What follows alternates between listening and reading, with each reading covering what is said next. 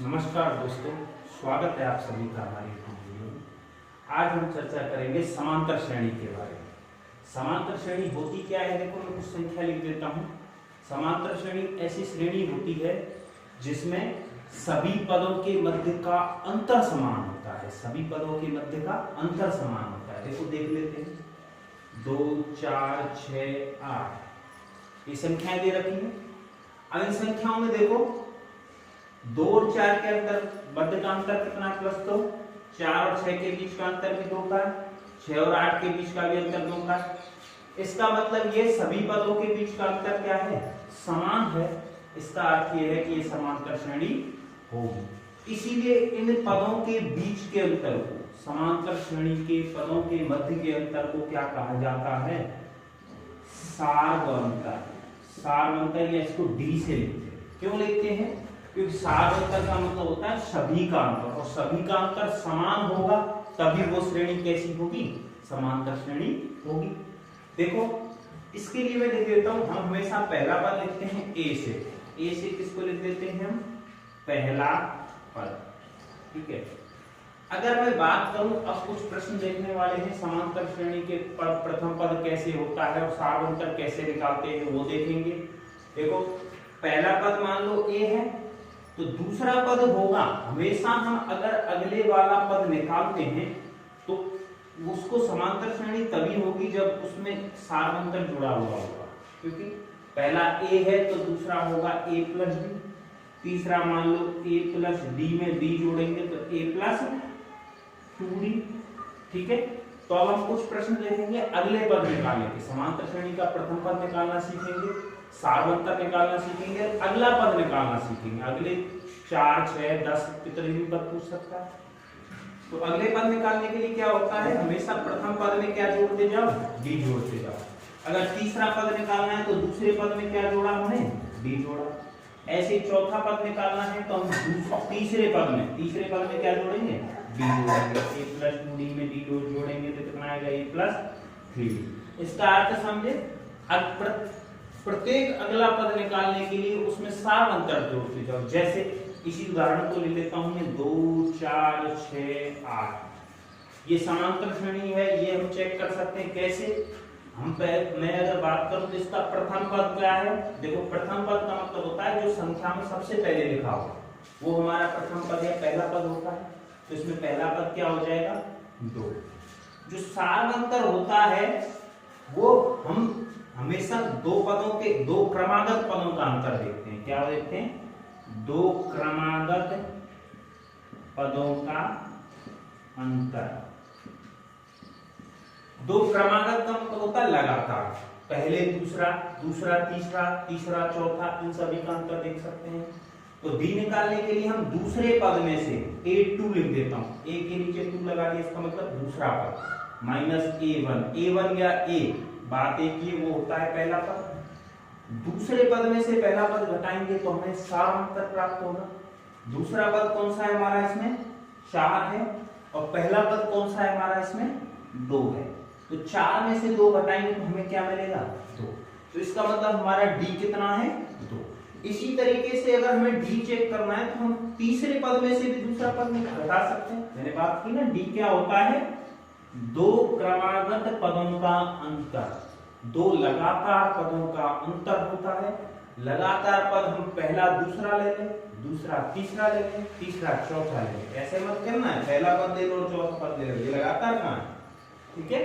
तो पहला दूसरा, दूसरा तीसरा, तीसरा चौथा, चौथा पांचवा, लगातार कोई से पदों का अंतर ले सकते हैं। इसी तरीके से एक बार और चेक कर देता हूं मैं। देखो अगर मानो हमें चेक करना है कि समांतर श्रेणी है कि नहीं, तो एक डी निकालने से कुछ नहीं होगा, क्योंकि एक बार आपने इन दोनों का अंतर निकाला तो वो 2 आ गया। अगले वाले सभी का अंतर अगर 2 आता है तो हम कह सकते हैं वो श्रेणी समांतर श्रेणी होगी। लेकिन तुम लोगों को चेक करने के लिए ज्यादा नहीं निकालने, केवल 2 डी निकाल के देखो, पहले दूसरे, दूसरे तीसरे का अंतर निकालो। अगर समान आता है तो बोल दोगे कि डी समांतर श्रेणी में है, अन्यथा नहीं। ठीक है। तो देखो अब अगला डी कैसे निकाल सकते हैं? तीसरे पद में से कौन सा घटा सकता हूं? दूसरा पद। लगातार दूसरे में से पहला, तीसरे में से दूसरा, चौथे में से तीसरा, ऐसे घटा सकते हैं। तो इसका 1, 2, 3 तीसरा पद कौन सा है? 6। और दूसरा पद कौन सा है हमारा, पहला दूसरा, दूसरा कौन सा है 4, 6 में से 4 गए तो भी कितना है 2। इसका मतलब दोनों के लिए डी या अंतर समान है, तो इसका मतलब डी क्या हो जाएगा हमारा सार्वंतर होगा। ठीक है, तो हमेशा समांतर श्रेणी को चेक करने का एक ही तरीका होता है कि समांतर श्रेणी होगी या नहीं होगी। दो क्रमागत या लगातार पदों का अंतर निकालो, अगर अंतर समान है तो क्या होगा, समांतर श्रेणी होगी, अन्यथा नहीं। ये तो तरीका होता है समांतर श्रेणी है अथवा नहीं ये चेक करने का। प्रथम पद और डी की बात मैंने बताई थी। प्रथम पद मतलब हमारा पहला पद होता है कोई भी श्रेणी का, जैसे पहला पद ये है, ठीक है, दूसरा पद ये है, तीसरा पद ये है, चौथा पद ये तो नंबरिंग होती है, पहला दूसरा तीसरा चौथा वही पद होते हैं बस। अब डी निकालना बताई दिया, दो क्रमागत पदों का अंतर, ये दोनों चीज चेक करो, हमारे समांतर श्रेणी हो जाएगी। डी समान है यानी सभी का अंतर या सार्वंतर समान है तो समांतर श्रेणी होगी, अन्यथा नहीं होगी। अब बात करें हम अगले पदों की। मैंने जब बात की थी कि कभी भी अगला पद निकालने के लिए उसमें डी जोड़ते जाते हैं। अगर हमें पहला पद दे रखा और दूसरा पद पूछा है तो पहले पद में हम सार्वंतर या डी जोड़ेंगे तो हमें दूसरा पद मिल जाएगा। जैसे उदाहरण देता हूं, 5 7 9 11, 5 और 7 का अंतर कितना है +2, 7 में से 5 घटाएंगे सीधा लिखना होगा, 9 में से 7 गए +2, 11 में से 2 गए +2, सभी का अंतर समान है, इसका मतलब ये समांतर श्रेणी होगी। समांतर श्रेणी के मैंने मान लो बोल दिया अगले 4 पद ज्ञात करो, तो इसके लिए हमें क्या करना, अगले पद में हम क्या जोड़ते जाएंगे, +2 जोड़ते जाओ, डी जोड़ते जाओ। चौथे पद में अगर डी जोड़ेंगे तो 5वां पद मिलेगा, 5वें पद में डी जोड़ेंगे तो 6वां पद मिलेगा। चौथा पद 11, 11 में 2 जोड़े तो कितना आएगा 13, ये कितना पद हो गया 5। अब हम 5वें पद में अगर मैं डी जोड़ूं तो 13 में 2 जोड़ेंगे तो 15, अगला छठा पद, इस तरीके से हमें निकालते जाना। तो इसी प्रकार के प्रश्न अभी हम देखेंगे, 3-4 पद दे रखे होंगे और उनको चेक करना है कि वो श्रेणी समांतर श्रेणी है कि नहीं। अगर समांतर श्रेणी होती है तो अगले पद निकालेंगे। अगले पद कैसे निकालेंगे, दोबारा सुन लो। किसी भी अंतिम पद में, जैसे मान लो 4 पद दे रखे तो 5वां निकालना है, तो चौथे पद में डी जोड़ो, 5वें पद में डी जोड़ो तो 6वां मिलेगा, अगले पदों में डी जोड़ते जाओ, हमारे पास मिलते जाएंगे। तो अब इसके लिए कुछ प्रश्न देख लेते, देखो।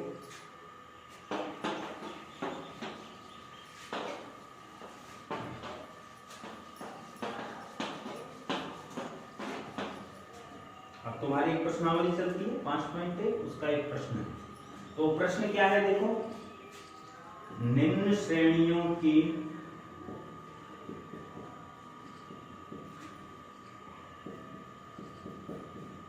समांतर श्रेणी की जांच करो। एक तो क्या करना है, समांतर श्रेणी की जांच करनी है, जांच करो यदि समांतर श्रेणी, सीधा लिखा हूं शॉर्ट में, है तो अगले 4 पद ज्ञात करो, अगले 4 पद ज्ञात करो। ठीक है, तो ये प्रश्न संख्या शायद तुम्हारा तीसरा है। इसके लिए कुछ प्रश्न ले लेते हैं। देखो प्रश्न संख्या पहला या दूसरा जो भी है, -1/2 -1/2 -1/2 -1/2, ये तुम्हारे लिए 4 पद दे रखे हैं। अगर ये समांतर श्रेणी है तो अगले 4 पद भी ज्ञात करो। तो सबसे पहले तो हमें समांतर श्रेणी की जांच करनी है। समांतर श्रेणी की जांच करने के लिए देखो क्या करते हैं, इसमें पहला पद बात करो। पहला पद का मतलब जो सबसे पहले पे है, तो हमारा पहला पद या ए क्या हो जाएगा -1/2। ए को a1 लगा के भी बोल सकते हैं, a1 का मतलब होता है प्रथम पद। ठीक है, अब बात करें हमें डी निकालना है। तो मैंने कहा था कि यदि समांतर श्रेणी की जांच पूछी है तो हमें कम से कम 2 संख्याओं से डी ज्ञात करना पड़ेगा। अगर डी समान आता है तो हम कह सकते हैं समांतर श्रेणी। तो देखो डी निकालते हैं तो हम क्या करते थे, दूसरे पद में से पहला पद घटाते थे। a2 - a1 का मतलब है दूसरे पद में से पहला पद घटाएंगे। तो हमारा देखो पहला पद ये ना, मैं लिख देता हूं, नंबरिंग भी है, पहला पद, दूसरा पद, तीसरा पद, चौथा पद। ठीक है, तो पहला पद देखो, दूसरा पद है हमारा -1/2 माइनस, इसमें से हमें घटाना क्या है, प्रथम पद, a या a1 कह सकते हो। प्रथम पद कौन सा है हमारा इसमें, -1/2, -1/2, -1/2, माइनस गुणा माइनस क्या मिलता है हमें, +1/2। अब देखो इसमें चाहो तो लघुत्तम ले सकते हो, नहीं -1/2 से +1/2 कट गए तो क्या बचा हमारे पास 0, ठीक है। तो इसका मतलब हमारे लिए d क्या मिल गया, 0। अगर एक बार और जांच करो अगले दूसरे और तीसरे पद से भी d 0 आता है तो इसका मतलब सभी का अंतर या सार अंतर समान है, तो समांतर श्रेणी होगी। तो देख लेते हैं, देखो एक बार और b चेक करो, दूसरे पद में से पहला पद घटा के जांच कर ली, अब घट लेते हैं तीसरे पद में से क्या घटा लूं, दूसरा पद। मैंने कहा था क्रमागत, पहले दूसरे में से पहला, तीसरे में से दूसरा, चौथे में से तीसरा, ऐसे घटा के जांच कर सकते। तीसरा पद हमारा कौन सा है, देखो -1/2, माइनस दूसरा पद कितना है हमारा, -1/2। अब यहां भी देखो -1/2, माइनस गुणा माइनस कितना हो जाएगा, प्लस 1/2, 1/2 से 1/2 कट गए तो क्या बचा हमारे पास 0। तो इसका अर्थ यह है कि हमारे लिए जो d प्राप्त हुआ है वो 0 है, यहां से भी 0 प्राप्त हुआ है। इसका मतलब ये जो श्रेणी है वो समांतर श्रेणी होगी। एपी का मतलब भी क्या होता है, समांतर श्रेणी। यहां लिख सकते हैं समांतर श्रेणी को क्या बोला जाता है, एपी या अरिथमेटिक प्रोग्रेशन, ठीक है, शॉर्ट फॉर्म। तो समांतर श्रेणी हमारी हो जाएगी, ठीक है, ये समांतर श्रेणी होगी। अब समांतर श्रेणी के अगले 4 पद और निकालने हैं हमको, क्या करना है हमको, अगले 4 पद निकालना है। इसके लिए देखो कैसे निकालते हैं अगले 4 पद। मैंने कहा था कि अगर 5वां पद निकालना है तो चौथे पद में d जोड़ो, 6वां पद निकालना है तो 5वें पद में d जोड़ो, मतलब पीछे वाले पद में d जोड़ते जाओ और आगे के पद प्राप्त करते जाओ। तो पहले देखो मैं बात करूं -1/2, -1/2, ये 4 पद तो हैं, इन सब के लिए d कितना है 0, 0, ठीक है। 5वां पद निकालना है तो उसमें d कितना जोड़ूंगा मैं 0, 0 जोड़ने का मतलब है -1/2 में 0 जोड़ा तो कोई फर्क पड़ा क्या, 5वां पद है हमारा, क्या फर्क पड़ेगा, -1/2 में 0 जोड़ोगे तो -1/2 ही मिलेगा, ये 5वां पद मिल गया। अब हम देखते हैं हमारा 6वां पद। 6वां पद निकालने के लिए 5वें पद में क्या जोड़ोगे, d जोड़ोगे। इसमें क्या जोड़ना है फिर से, d तो सब में 0 ही, 0 जोड़ो, -1/2 में फिर से 0 जोड़ेंगे तो क्या प्राप्त होगा, -1/2। तो हमें क्या मिल गया, 6वां पद में मिल गया। इस तरीके से 7वें पद के लिए मैं देखो यहाँ लिख देता हूँ, ऐसे भी लिख सकते हो, एक तरीका बता देता हूँ। चलो कि अगर हमें 5वां पद निकालना है तो चौथे पद में क्या जोड़ोगे, d, चौथे पद में क्या जोड़ोगे d। चौथा पद है -1/2, 1 2 3, चौथा पद है, ये तरीका तो है, ऐसे भी देख लो, +0, -1/2 + 0 कितना हो गया, -1/2, 5वां पद मिल गया। अब 6वां पद निकालने के लिए पीछे वाले पद में d जोड़ते हैं, तो किस में जोड़ोगे, 6वां पद है तो 5वें पद में क्या जोड़ोगे d। 5वां पद कितना मिला है अभी हमको, -1/2, d कितना है 0, तो d जोड़ो, -1/2 + 0 कितना हो गया, -1/2।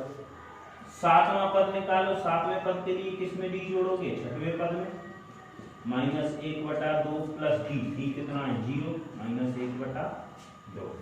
8वें पद के लिए किस में d जोड़ोगे, 7वें पद में, 7वें पद में d जोड़ो। ये लिखना जरूरी नहीं, डायरेक्ट भी जोड़ सकते हो, लेकिन ऐसे लिखोगे तो क्रम से तरीके से हो जाता है।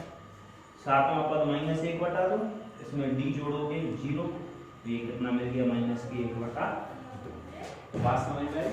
इस तरीके से हम समांतर श्रेणी की जांच कर सकते हैं तथा समांतर श्रेणी के अगले 4 पद भी निकाल सकते हैं, ठीक है।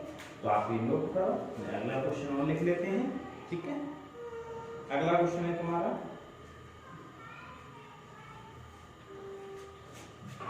ठीक है, अगला ले लो।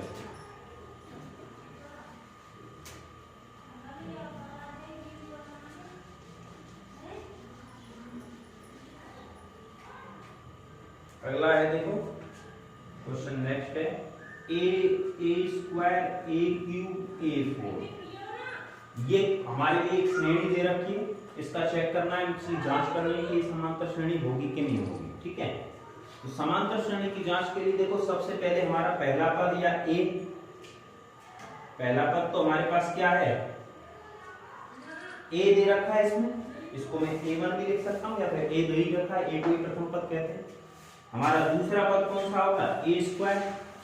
तीसरा पद कौन सा होगा, a क्यूब। और चौथा पद कौन सा होगा, a4 दे रखा है। पहला पद, दूसरा पद, तीसरा पद, चौथा। क्रम से चलते हैं, पहले स्थान पर पहला पद, दूसरे स्थान वाला दूसरा पद, तीसरे स्थान वाला तीसरा पद, चौथे स्थान वाला चौथा। सबसे पहले तो जांच करनी है समांतर श्रेणी होगी कि नहीं, तो उसके लिए वही काम करना है। सबसे पहले हम क्या देखेंगे, डी देखेंगे। इसके लिए डी देखेंगे तो डी कैसे निकालते थे, दूसरे पद में से पहला पद घटाओ, सभी क्रमागत पदों का अंतर देखेंगे। दूसरा पद कितना है इसमें, ए स्क्वायर, और पहला पद कितना है हमारा, ए। दूसरा पद है ए स्क्वायर, पहला पद क्या है, ए है। तो देखो इसमें से ए स्क्वायर में से ए सीधे नहीं घटा सकते थे, कॉमन आएगा क्या, ए। क्यों, देखो ये ए की घात 2 है, ये ए की घात 1 है, तो इसमें से ए की घात 1 या ए कॉमन आ जाएगा। तो यहाँ कितनी बचेगी, एक घात चली गई तो 1 बचेगी, माइनस यहाँ से ए चला गया तो क्या बचेगा, ए। तो कॉमन ले लिया, ए कॉमन लिया तो यहाँ से एक ए हट गया तो ए स्क्वायर कट गया, यहाँ से ए हट गया तो क्या बचेगा, 1 बचेगा। तो a इंटू ए माइनस 1। अगला डी देखते हैं, अगर इसी के समान आता है तो हम कह सकते हैं कि समांतर श्रेणी होगी, अन्यथा नहीं होगी। तो अगले तरीके से पहले तो दूसरे पद में से पहला पद घटा के निकाल लिया, अब चेक करेंगे तीसरे पद में से दूसरा पद घटा के, तीसरे पद में से दूसरा पद घटा के जांच करते हैं। 2 तरीके लगातार पदों में, चौथा तीसरा भी ले सकते हो, पांचवा चौथा भी ले सकते हो, कोई भी ले सकते हो, लेकिन हमें केवल 2 चेक करना है। तीसरा पद हमारा कौन सा है, ए क्यूब, और दूसरा पद क्रमागत लगातार पद है, दूसरा पद कौन सा है, ए स्क्वायर। अब इन दोनों में से क्या कॉमन आएगा, देखो ये ए की घात 2, ये ए की घात 3 है, तो दोनों में से छोटी घात कॉमन आ जाएगी, ए की घात 2। यहां से ए की घात 2 निकल गई तो कितनी घात बचेगी, ए की घात 1 या ए बचेगी, और यहां से ए की घात 2 निकल गई तो क्या बचेगी, ए माइनस 1। तो देखो ये तो आया है ए माइनस 1, ये आया है ए स्क्वायर ए माइनस 1। ए माइनस 1 तो कॉमन है, लेकिन ए और ए स्क्वायर अलग है, तो इसका मतलब कभी भी मान समान तो नहीं आ सकते, ठीक है। तो इसलिए इसका अंतर क्या हो जाएगा, भिन्न भिन्न हो जाएगा, क्योंकि डी समान नहीं है, डी समान नहीं है, तो सार्वत्रिक समान नहीं, अतः श्रेणी एपी नहीं होगी, समांतर श्रेणी नहीं होगी। समांतर श्रेणी कब होती है, जब डी समान आता है तो समांतर श्रेणी होती है, जब डी समान ही नहीं है तो समांतर श्रेणी नहीं है। इस तरीके से जांच कर सकते हैं, सामान्य सी बात। अब एक और सवाल ले लेते हैं, देखो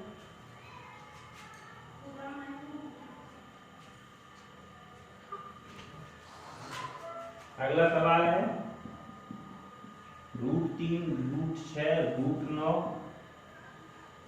√12, ठीक है। ये सवाल ले लो। इसमें भी देखो हमारा पहला पद कौन सा होगा, √3, दूसरा पद होगा √6, तीसरा पद होगा √9, चौथा पद होगा √12, अंडर रूट में वर्गमूल में 12 है, ठीक है। तो इसके लिए सबसे पहले जांच करते हैं, हमारा प्रथम पद तो दे ही रखा है, d बराबर होता है, वही चेक करना है, सेम तरीका है जांच करने का। दूसरे पद में से पहला पद घटाओ, तीसरे पद में से दूसरा पद घटाओ, तो दूसरे पद में से a2 माइनस a1, दूसरे पद में से क्या घटा दिया, पहला पद। दूसरा पद कितना है हमारा, √6, और यहाँ पर पहला पद कितना है हमारे पास, √, सीधा तो अब इसको भी नहीं घटा सकते, ऐसे मत करना, √6 में से √3 गए तो √3 बचे, सीधा ऐसे नहीं घटा, 6 में से 3 वाला नहीं घट रहा है, ये रूट में, तो सबसे पहले तो रूट को सही करना पड़ेगा। देखो कैसे, √6 को लिख सकता हूँ रूट में 2 गुणा 3, क्या लिख दिया, 2 गुणा 3। तो दोनों में से देखो, अब देखो 3 में भी √3 है और इसमें भी, इस वर्गमूल में भी 3 है और ये भी √3 है, तो एक √3 है, इसमें से क्या ले लो, भाग, दोनों वर्गमूल में ऐसे कॉमन ले सकते हो, √3 भाग लिया तो इस वर्गमूल में क्या बच गया, √2, वर्गमूल में √2 बच गया। यहाँ √3 पूरा कॉमन ले लिया तो क्या बचेगा, √2 माइनस 1। तो ये कुछ नहीं, ये इसका डी क्या निकल के आया, √3 गुणा √2 माइनस 1। ठीक है, इन दोनों में से √3 कॉमन आ गया। ठीक है, चाहो तो एक स्टेप और बढ़ा सकते हो, देखो ऐसे लिख सकते हो, √2 और √3 को कैसे लिखो, अलग अलग लिखो, √2 गुणा √3 गुणा में अलग अलग वर्गमूल में लिख दिया। बात देखिए, √3 दोनों में से कॉमन क्या आ रहा है, √3, तो यहाँ तो बच गया √2 और यहाँ क्या बच गया 1। ठीक है, अब देखो इसके लिए जांच करते हैं, एक तो d निकाल लिया a2 माइनस a1 से, एक d निकालेंगे तीसरे पद में से दूसरा घटा के a3 माइनस a2 से, तो एक d चेक करते हैं a3 माइनस a2 से। अगर a3 माइनस a2 से भी मान समान आता है तो हम कह सकते हैं श्रेणी समांतर श्रेणी होगी। देखो कैसे, a3 कितना है हमारा √9, तीसरा पद √9 है, और दूसरा पद कितना है √6। देखो वैसे तो √9 का वर्गमूल सीधा सीधा होता है, लेकिन सीधा सीधा लेंगे नहीं, हम इसके हिसाब से देखेंगे। √9 को लिख दिया मैंने 3 गुणा 3, वर्गमूल में 9 को 3 गुणा 3 लिख दिया। √6 वर्गमूल में 6 का गुणनखंड क्या होंगे 2 गुणा 3। ठीक है, अब देखो इसमें भी वर्गमूल में अलग अलग कर दो दोनों को, √3 गुणा √3 लिख सकता हूँ, माइनस इसको भी अलग अलग लिख सकता हूँ, √2 गुणा √3, √2 गुणा √3। इन दोनों में से कॉमन क्या आया √3, बाहर निकाल लो, √3 बाहर ले लिया तो √3 माइनस √, इनमें से बाहर ले लिया √3, दोनों में से कॉमन ले लिया √3, तो इसमें तो बच जाएगा √3, निकालेंगे तो इसमें बच जाएगा √2। देखो इसमें दोनों में, इसीलिए तो मैंने √3 बाहर लिया था, 9 लिखा सीधा, जिससे पता चल जाए दोनों में √3 तो अवेनिस्ट है, लेकिन यहाँ √2 माइनस 1 आ रहा है, यहाँ √3 माइनस √2 आ रहा है। इसका अर्थ है दोनों के मान समान नहीं, चूंकि d समान नहीं है, इसके लिए d समान नहीं है, अतः समांतर श्रेणी नहीं होगी। समांतर श्रेणी क्या होगी, नहीं होगी। समांतर श्रेणी होने के लिए क्या चाहिए हमको, d समान चाहिए, तो ही समांतर श्रेणी होगी। अब इसके लिए एक और प्रश्न ले लेते हैं, उसके बाद आप खुद कर सकते हो। ठीक है, अभ्यास।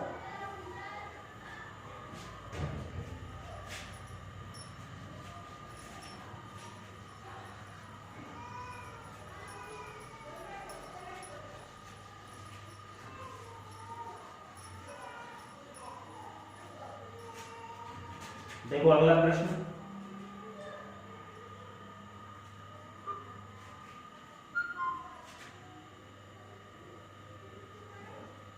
√2, √8, √18, √32।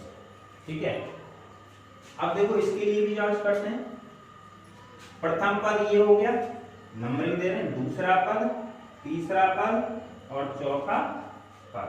ठीक है, पहला पद हमारा √2 है, इसके लिए d निकालते हैं। देखो d होता है हमारा a2 माइनस a1, इसका मतलब है दूसरे पद में से पहला पद घटाएंगे। ठीक है, दूसरा पद हमारा कितना है √8, और पहला पद कितना है हमारा √2। √8 का देखो मैं वर्गमूल करके लिख सकता हूँ, √8 को लिख सकता हूँ मैं, क्या लिखूं, 4 गुणा 2, वर्गमूल में 4 गुणा 8 गुणनखंड कर दी। 4 का वर्गमूल क्या होता है 2, 4 का वर्गमूल क्या हो गया 2 हो गया, तो 4 का वर्गमूल 2 हो गया, तो 2 तो बाहर निकल गया, लेकिन √2 का कुछ वर्गमूल नहीं होता है, पूरा √2 भी वर्गमूल में रख दिया, तो इसका क्या हो जाएगा 2√2। तो 8 के गुणनखंड करो, 4 गुणा 2, 4 का वर्गमूल 2, √2 का कोई वर्गमूल नहीं है, तो सीधा रूट में रहेगा, तो इसको हमने क्या लिख दिया 2√2 माइनस √2। अब इसमें देखो इन दोनों में कॉमन क्या आ रहा है √2 कॉमन आ गया, √2 बाहर लिया तो यहाँ तो बचेगा 2, यहाँ कुछ नहीं बचेगा, इसका मतलब 1 बचेगा। 2 में से 1 के जब कितने बचे 1, तो यहाँ का क्या बच जाएगा √2 गुणा 1, या फिर कह सकते हैं √2, तो यहाँ तो d बच गया हमारा √2। अब देखो अगला, एक बार हम d निकाल लेते हैं। ठीक है, हमारे तीसरे पद में से दूसरा पद बताओ, तीसरा पद कितना है देखो,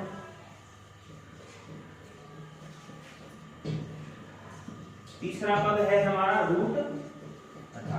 तीसरा पद कितना है हमारा रूट 18 और दूसरा पद कितना है रूट,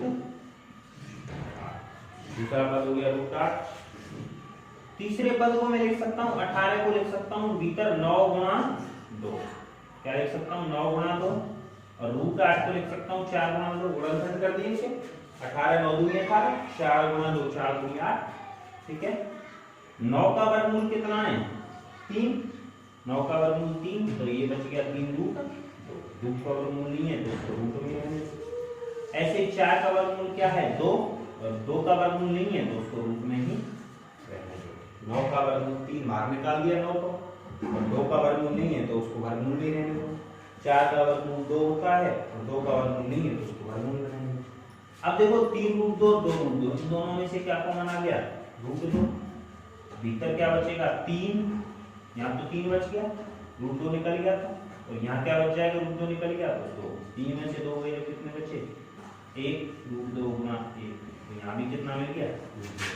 देखो यहाँ भी रूट 2 है और यहाँ भी रूट 2 है, इसका मतलब दोनों के लिए d क्या है d समान है, अतः समांतर श्रेणी होगी।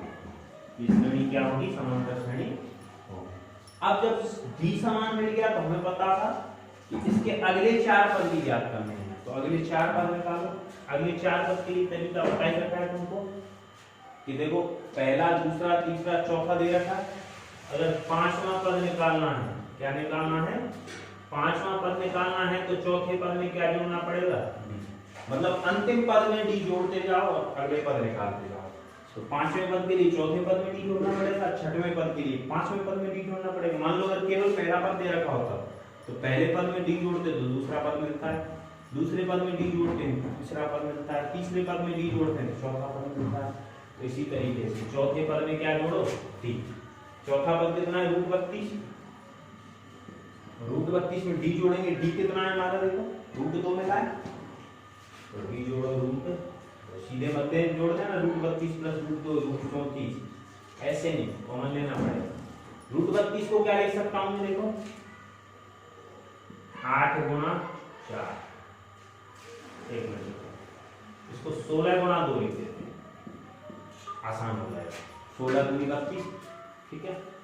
16 का वर्गमूल क्या होता है 4, 16 का वर्गमूल कितना होता है 4 होता है और भीतर क्या आ गया रूट 2, 16 का वर्गमूल 4 रूट 2, अगर वर्गमूल पूरा पूरा नहीं आ रहा तो उसको वर्गमूल भी नहीं तो प्लस रूट 2। अब देखो मैं तुम्हें सीधा बता रहा हूं, अब तक रूट 2 हम कॉमन लेते आए, लेकिन अगर पीछे की संख्या समान हो ना वर्गमूल वाली तो सीधे भी जोड़ सकते हो। इसका मतलब ये 4 रूट 2 में 1 रूट 2 जोड़ा तो कितना आ जाएगा 5 रूट 2, या फिर सीधा यूं भी लिख सकते हो दोनों में कॉमन क्या आ गया रूट 2, रूट 2 कॉमन आएगा तो क्या बचेगा यहाँ बचेगा 4 और यहाँ बचेगा प्लस के 1, तो भी 4 प्लस 1 कितना है 5 रूट 2। लेकिन ध्यान रखने वाली बात यह है कि अगर पीछे का वर्गमूल वाला या घनमूल वाला कुछ वर्गमूल वाला समान हो ना तो सीधे उसमें जोड़ सकते हो। जैसे ये रूट 2 समान है, वहां पीछे वाले प्रश्नों में तो नहीं जोड़ा क्योंकि वहां वर्गमूल समान है, ठीक है। तो रूट 2 समान है तो 4 रूट 2 में 1 रूट 2 जोड़ा तो 5 रूट 2। इसी तरीके से 6वें पद के लिए 5वें पद में क्या जोड़ोगे डी।